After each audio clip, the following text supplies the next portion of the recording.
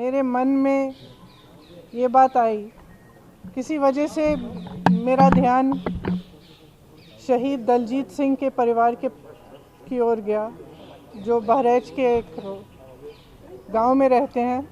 मैं उनसे मिली थी, उनकी पत्नी पर मेरा ध्यान गया। जब मैं उनसे मिलने गई, उन्होंने मुझे कहा उनकी एक 19 साल की बेटी है, एक 13 साल का बच्चा है। तो हमारी बातचीत हुई परिवार वालों से, उन्होंने कुछ ज़्यादा कहा नहीं, चुपचाप बैठी थी। अंत में जब हम जाने वाले थे तो मेरे पास आए, उन्होंने कहा कि मुझे बहुत डर लग रहा है, मैं अपने पति के बिना इन दोनों बच्चों को कैसे संभालूंगी। अपनी बेटी के लिए डर है, हम यहाँ अकेले रह रहे हैं, डर है।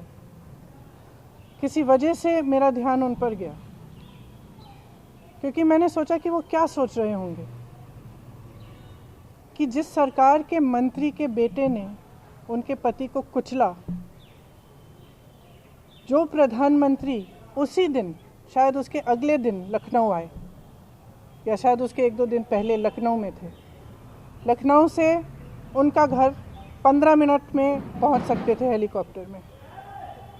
वो क्या सोच रहे होंगे कि ये प्रधानमंत्री हमारे यहाँ नहीं आए, कुछ बोला नहीं। उन्होंने पूरी तरह से हथियारों का संरक्षण किया।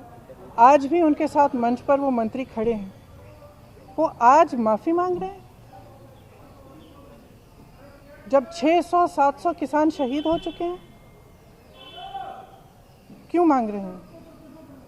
क्या ये देश समझ नहीं रहा है कि चुनाव आ रहे हैं? उनको लग रहा होगा परिस्थितियां ठीक नहीं हैं। विधानसभा के चुनाव जो हैं, उनका सर्वे आया है, उसमें उनको दिख रहा है कि परिस्थितियां ठीक नहीं हैं। तो अब चुनाव से पहले वो माफ़ी मांगने आ गए हैं। तो देखिए, हमें समझना पड़ेगा, जो सरकार है उसके ही नेताओं ने किसानों को क्या क्या नहीं बोला।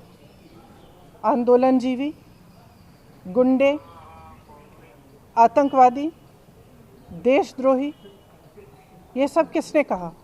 जब ये सब कह रहे थे तो क्या हुआ? प्रधानमंत्री जी चुप क्यों थे? बल्कि उन्होंने आंदोलनजीवी शब्द बोला।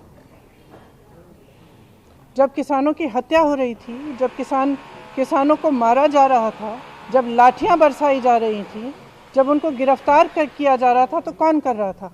आपकी ही तो सरकार कर रही थी। आज आप आकर कह रहे हैं कि ये कानून आप रिपील करेंगे, तो हम कैसे भरोसा करें? हम आपकी नीयत पे कैसे भरोसा करें?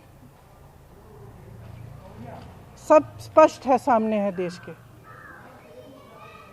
मुझे खुशी इस बात की है कि ये सरकार समझ गई है कि इस देश में किसान से बड़ा कोई नहीं है।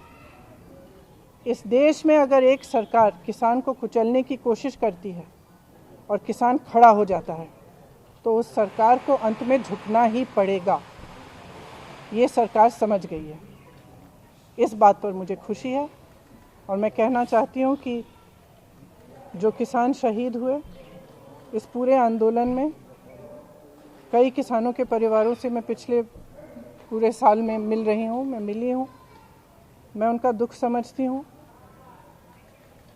और हम सबको सबसे पहले उन्हें श्रद्धांजलि देनी चाहिए। अगर सरकार सचमुच सीरियस है तो उनके लिए जो कार्रवाई होनी चाहिए, ख़ास तौर से जो लखीमपुर खीरी में हुआ, उस पर जो कार्रवाई सही ढंग से होनी चाहिए वो करनी चाहिए। मंत्री का बर्खास्त करना चाहिए। और इस पूरे देश में जो किसानों की आवाज़ उठी है, हम सबको उनके साथ हमेशा के लिए खड़ा रहना चाहिए।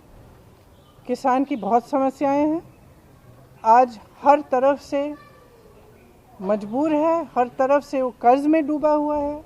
मैं ललितपुर गई, ललितपुर में भी आपने देखा कि खाद की लाइन में खड़े खड़े उनकी मृत्यु हो गई। कुछ किसानों ने आत्महत्या की।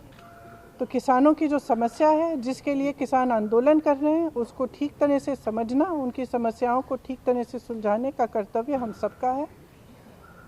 मैं ये भी कहना चाहती हूँ कि मुझे खुशी है कि जितने भी विपक्ष के दल हैं सब ने पूरी तरह से समर्थन किया इस आंदोलन का और किसान डटे रहे। हमारे भाई बहन जो दिल्ली के बॉर्डर पे भी थे और तमाम प्रदेशों में सब डटे रहे और आज हम उन सबको धन्यवाद देना चाहते हैं। जैसे मैंने कहा, जो शहीद हुए हैं उनको श्रद्धांजलि देना।